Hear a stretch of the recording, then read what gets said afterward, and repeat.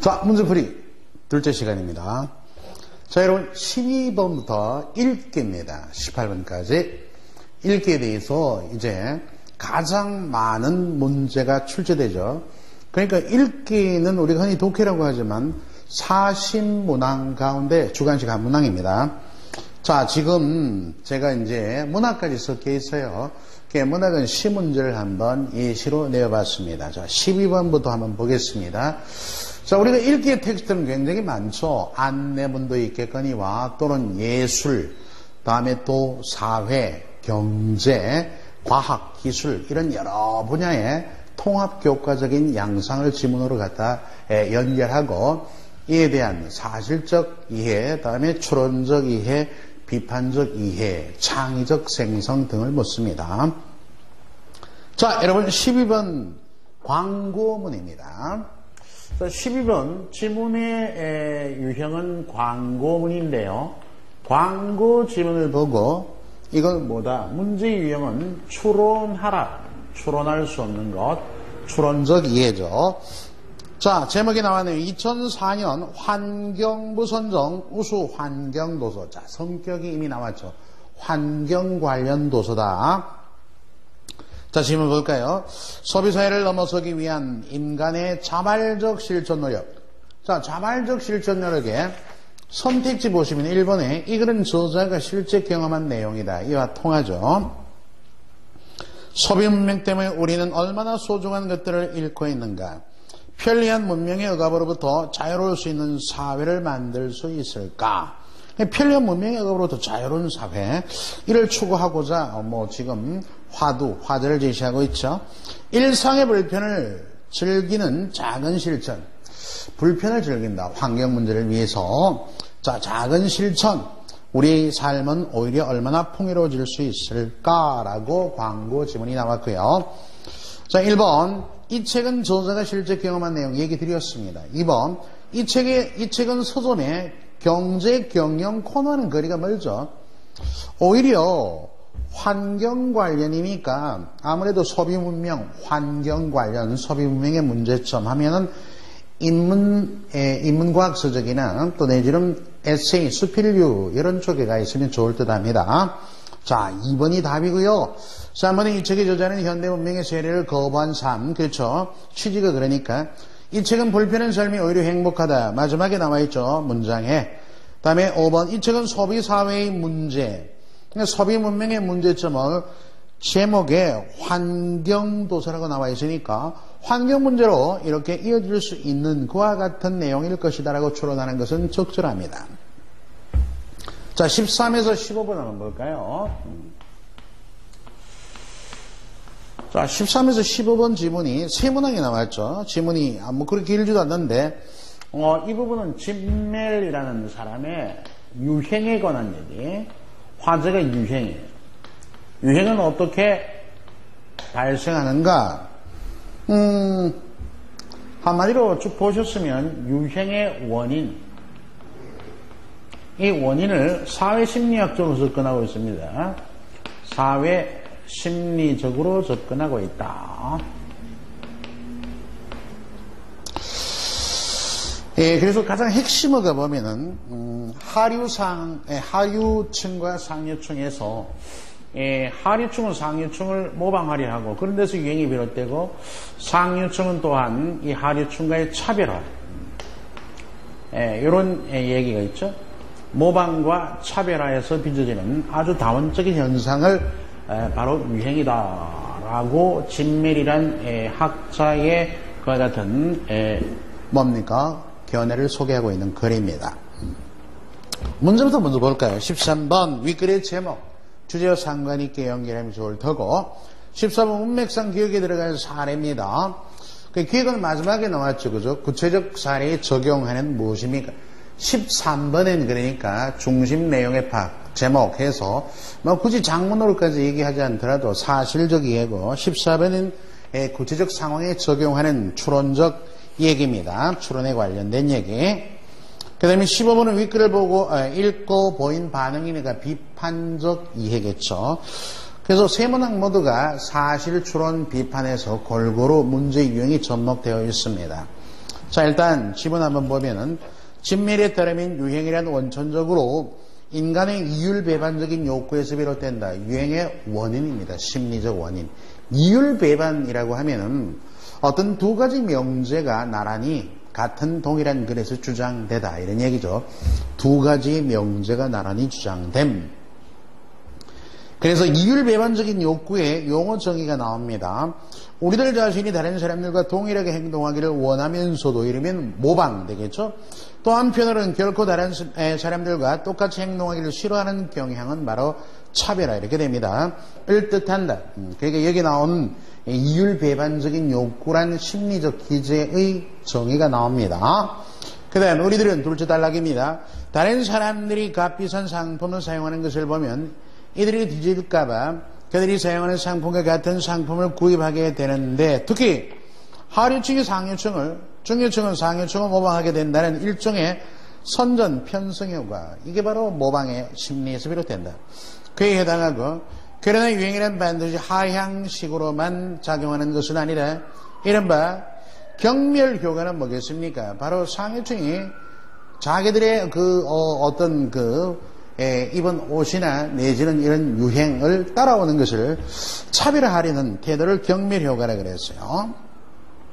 자, 마지막 단락 갑니다. 따라서 유행은 하류층이 상류층을 모방 동그라미 엑시모 하류인데서 나타나는 하향식 특징을 띌 수도 있지만 하류층이 쉽사리 모방할 수 없는 새로운 생활 양식이나 유행을 상류층이 만들어내는 상향식 특성을 띠기도 한다.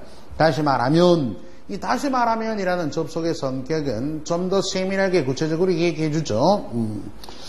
모방하려는 하류층으로부터 도피하려는 그와 같은 도피하려는 되는 상향식 특징을 띠기도 한다. 다시 말하면 모방하려는 하류층으로부터 도피하려는 상류층이 그들과 하류층을 차등화 동그라미. 그러니까 모방과 차등화가 이렇게 빚어지면서 이런 사회심리학적 원인에 의해서 아주 다원적으로 다층적으로 나타나는 게 바로 유행이다라고 진밀히 언급하고 있습니다. 자, 상류층은 근본적으로 중하류층이 자신들의 생활 태도를 모방하는 것 자체를 못마땅히 생각할 뿐 아니라 자, 밑줄 긋습니다. 일단 중하류층이 모방해버린 상류층의 생활 양식을 이걸 경멸 효과라 그랬죠. 경멸하고 이와 같은 생활 태도는 결국 또 다른 그들 특유의 유행을 경멸과 창조 이런 예가 되는 대표적인 예를 들어보면 자 14번 문제 먼저 풀어 들어갑니다.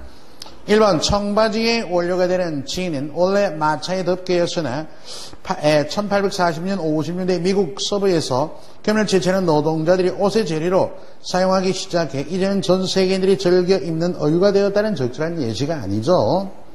그러니까 중하류층 이런 그와 같은 개념이 지금 없고 그죠?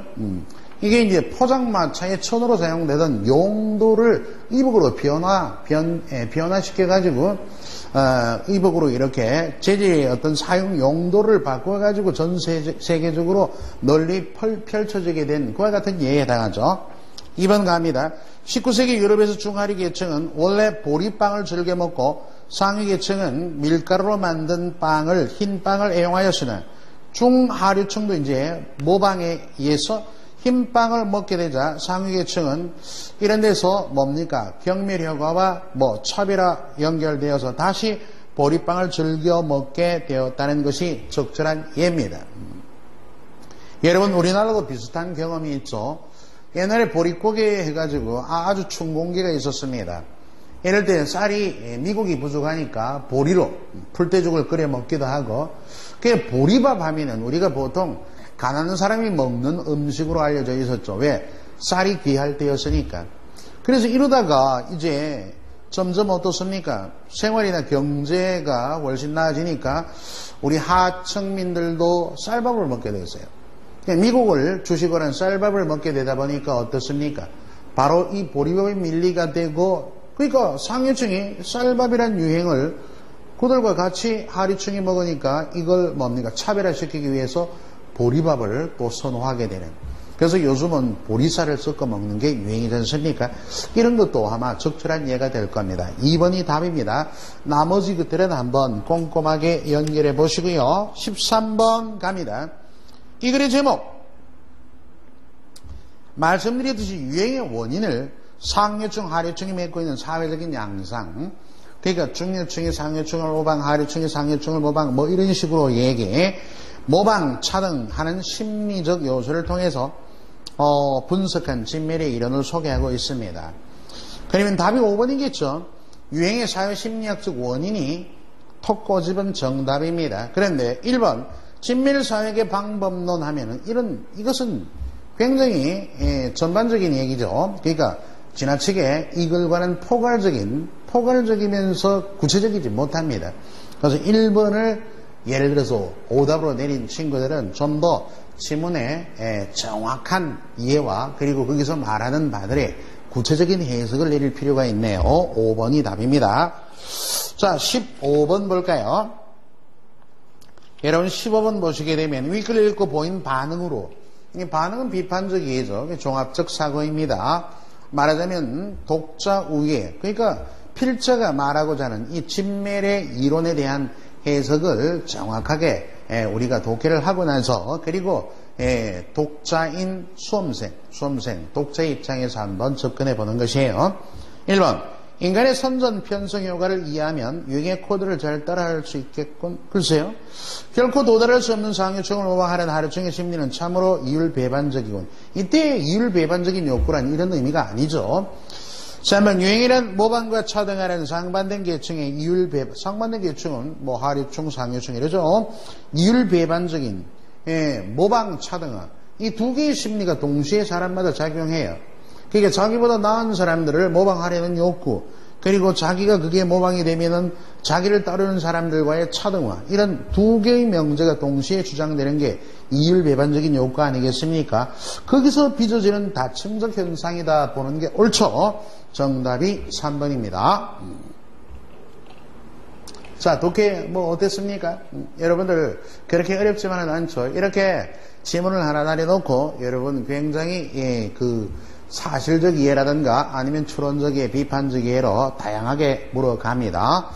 자, 이제 문학 지문 하나 보죠. 역시 읽기 파트에 연결이 되어 있습니다. 문학은 총 여러분 현대시 세문항, 소설 세문항, 다음에 또 수필 두 문항이 나오는데 이번에 문제풀이 특강 시간에는 시 부분을 한번 우리가 접목을 해봤습니다. 자, 시가 세 편 이렇게 조합이 되어 있죠. 보통 수능 같은 경우에 한 편을 내리는 경우도 드물지만 다른 일반적인 시험에 시 한 편을 놓고 집중적인 해석 분석을 요구하는 바도 있지만 이와 같이 두세 편 내려놓았을 때는 반드시 공통점 하나를 묻고 또는 표현상의 특징, 함축적 의미, 시에 대한 종합적 감상 이런 것들이 대표적인 문제 유형입니다.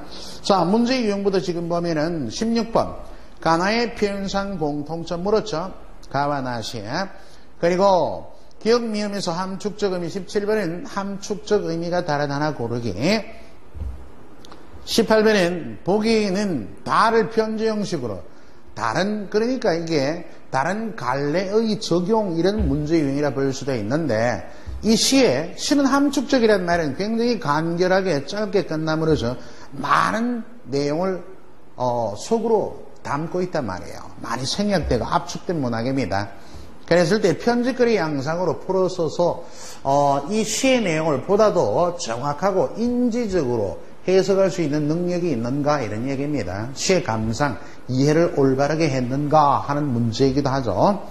자, 먼저 가번부터 다 해서 가번은 문태준의 뻘 같은 그리움입니다. 여러분들 그 시 세 편 16에서 18번 볼까요? 자, 가나다가 있죠. 가는 문태준 시인의 뻘 같은 개뻘 있죠. 여기도 흙벌, 뻘흙 나오잖아요. 뻘 같은 그리움. 그림이란 단어가 거기도 나옵니다. 시 속에. 나번은 뭐냐면 나번 시는 사람 그리워 한민복 시인, 강화도에 살고 있죠. 지금도 한민복 시인의 선천성 그리움. 그 내용 가운데 제목에 등장한 게 있어요. 선천성 그리움.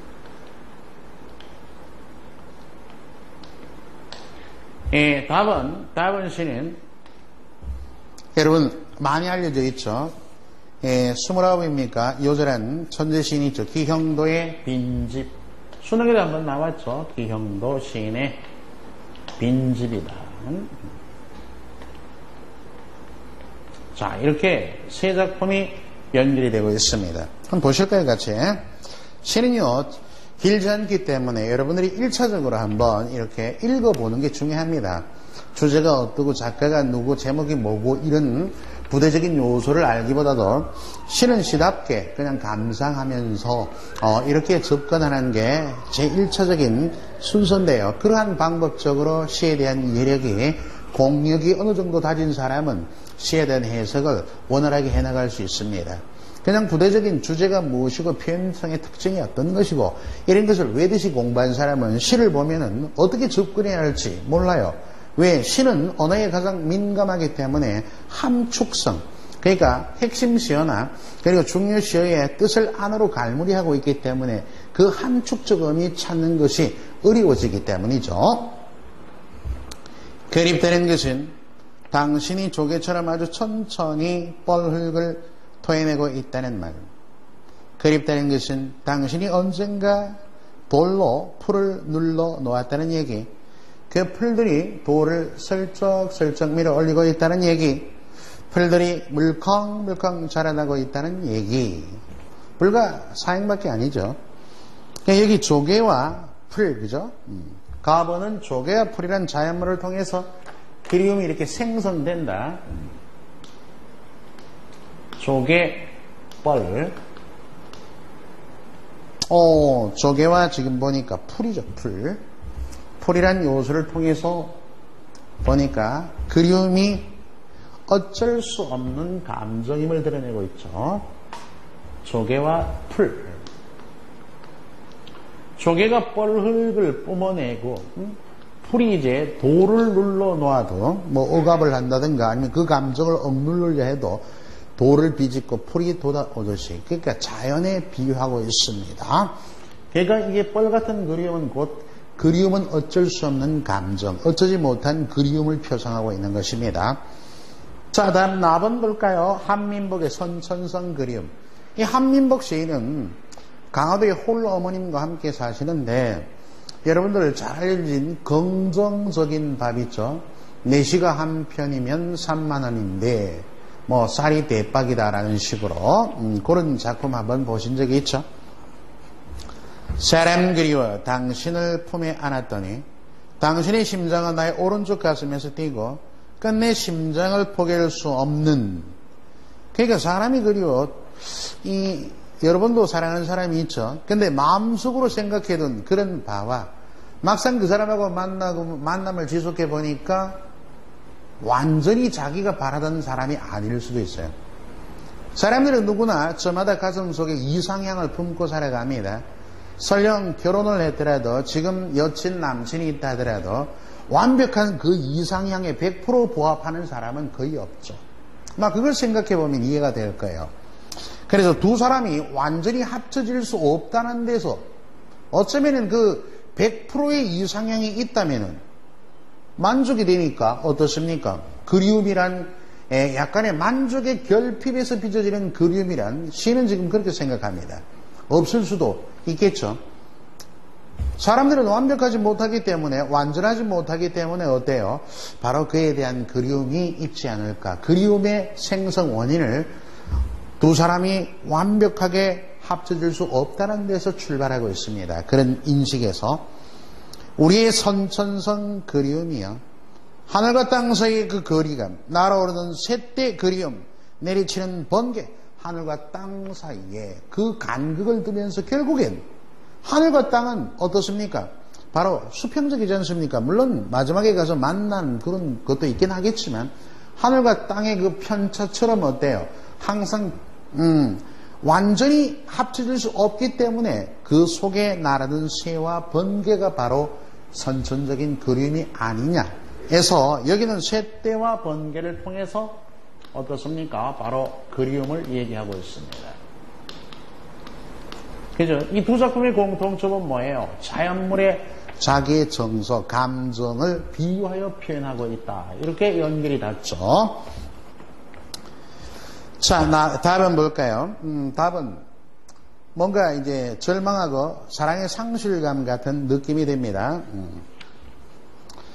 자, 그래서 사랑을 잃고 나는 선해. 사랑하다 헤어졌나봐. 잘 있거라 짧았던 밤들아. 창밖을 떠돌던 겨울 안개들아. 아무것도 모르던 촛불들아. 잘 있거라. 공포를 기다리던 흰종이들아. 한번 밑줄 그어볼래요? 공포를 기다리던 흰종이들아. 그 흰종이 뭔가 쓸 거 아니에요. 사랑한다, 사랑한다, 사랑한다. 내가 혹여 잘못 표현하게 되면, 내 감정을 잘못 표현해서 상대방이 다치게 되면 그게 공포이다. 이렇게 생각하는 거예요. 망설임을 대신하던 눈물들아. 갑자기 눈물이 솟을 수도 있겠죠. 그죠? 잘 있거라. 더 이상 내 것이 아닌 열망들아. 대상을 사랑하고 싶고 소유하고 싶지만 이젠 내 것이 아니다. 왜? 이별해버렸으니까. 장님처럼 나 이제 더덤거리며 문을 잠그네. 사랑이 이제 이별 끝이니까 당신의 사랑, 그 보이지 않죠. 그죠? 이제 현실적으로 이루어지지 않으니까 나를 장님이라 표현했을 거고, 가엾은 내 사랑, 빈집이. 사랑의 열망과 이별의 아픔에 대한 그 저장소입니다. 사랑의 열망, 이별의 아픔에 대한 저장소. 그 감정을 느껴볼 수 없는, 갇혀버렸다는, 갇힌 공간이다. 폐쇄적 공간. 그래 같은 내가 열렬히 사랑한 뭡니까? 사랑의 감정이 폐쇄된 공간입니다. 빈집은. 이런 맥락에서 볼 때 기억의 뻘흙이나 풀은 어쩔 수 없이 돋아나는 그리움을 표상해내는 시어. 그리고 셋대 나번의 번개도 하늘과 땅이란 완벽하게 합치될 수 없는, 합일될 수 없는 그와 같은 사랑. 당신과의 사랑 속에 나는 뭡니까? 그리움으로 표현하고 있죠. 그래서 기억, 니은, 디귿, 리을은 모두 그리움이라고 하는 그와 같은 감정을 표상해내는 시어라 하지만, 미음은 이런 사랑의 감정을 느낄 수 없는 닫혀있는 공간이니까 빈집은 폐쇄된 장소로 이해됩니다. 그 정도라면 이제 문제를 다 풀 수 있을 것입니다. 여러분 16번 한번 보실까요? 가와 나의 표현상 공통점으로 가장 적절한 것, 조금 전에 말씀드렸죠. 예를 들어 1번 동일한 구조의 문장 반복 리듬감. 원래 그 리듬 운율은요, 반복의 원리가 작용해야 합니다. 그렇다면 그 반복의 원리가 작용하는 것은 아마 가번일 거예요. 왜? 그립다는 것은, 또 이행에 그립다는 것은 앞서도와 마지막에 얘기라는 이와 같은 단어가 반복이 되죠. 그래서 가번이 그러고요. 2번 시간의 흐름에 따라 변하는 대상의 모습을 묘사하고 있다. 지금 시간의 흐름에 따른 것은 가와 나는 아니죠. 가는 뭡니까? 대상. 그러니까 조개 얘기했다가 풀을 얘기한 대상의 어떤 그 변화가 있었지만 시간의 흐름이라고 보기 어렵고, 나번도 시간의 흐름에 따른 변화다라고 보기엔 조금 무리수가 없잖아 있습니다. 감정의 표현을 자세하고 관조적인, 이렇게 멀리 떨어져 바라보다, 이것도 조금 무리수가 있고요. 다음 4번에 시에 나타난 주된 감정, 그림이란 정서를 자연물에 비유해서 표현하고 있다고 좀 전에 제가 분석을 해드렸잖아요. 자, 17번의 답은 5번이 됩니다. 빈집은 기억, 니은, 디귿, 리을이 모두 그리움을 표상하는 시인 반면에 사랑의 감정을 느낄 수 없는 폐쇄된 장소다. 그제? 자, 그래서 18번은 여러분 답은 시에 대한 감상을 어느 정도 하셨다면 충분히 풀 수 있는 문제입니다. 자, 그래서 한번 볼까요? 다를 편지 형식으로 바꿔 쓴 것입니다. 편지글 가운데 다의 내용과 가장 거리가 먼 것을 골라보세요. 자, 보기. 사랑하는 소희에게 사랑했던 너와 헤어지고 나서 이렇게 편지를 쓴다. 너와 헤어지기 전에는 나는 이렇게 편지를 쓴 일이 무척 많았지. 사랑을 잃고 나는 쓰네. 그죠? 그전에도 흰종이 그게 있죠. 흰종이 뭔가 쓰려고 했던 과거를 한번 말미암아 보면은 1번은 옳은 얘기. 그 시절 너에게 하고 싶은 말이 얼마나 많았던지 나는 편지를 쓰는 밤 시간이 오히려 짧게 느껴집니다. 이행에 있죠. 잘 있거라 짧았던 밤들에. 여기서 유추가 가능하고요. 다음에 3번. 이제 너와 헤어지고 말았으니 너에게 편지를 쓰던 밤 시간과도 이별이겠지. 그렇죠. 짧았던 밤들아 잘 있거라 이렇게 얘기되고 있으니까요. 이행에서 연결할 수 있고. 4번. 혹시라도 내 마음이 잘못 전해지면 어쩌나 무섭기까지 할 정도를 공포를 기다리는 흰종이더라. 나는 나의 감정을 표현했는데 혹시 너가 상처 입을까봐 잘못 전해질까봐 공포를 두려움을 느끼고 있다는 감정으로 이해할 수 있겠죠.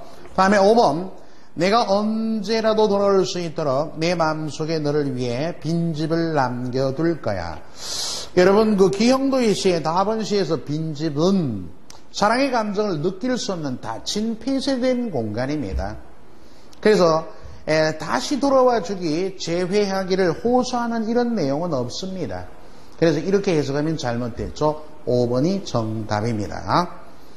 자, 이렇게 여러분들 독해 부분에 이제 40문항 가운데 진멸의 유행과 유행에 관련된 이론 소개 글과 그리고 시문학 3편 시문을 보므로서 우리가 간결히 한번 봤는데요. 물론 이것 말고도 많은 텍스트들이 다양하게 제시되어 나옵니다. 그런 점 충분히 연습을 앞으로 해야 될 거예요. 자, 이래서 1교시가 다 끝나게 되죠. 자, 잠깐 여유 뒀다가 이제 2교시 듣기부터 쭉 이제 주관식 문항이 쭉 연결이 되어 나옵니다. 잠시 후에 2교시 연결해 나가겠습니다.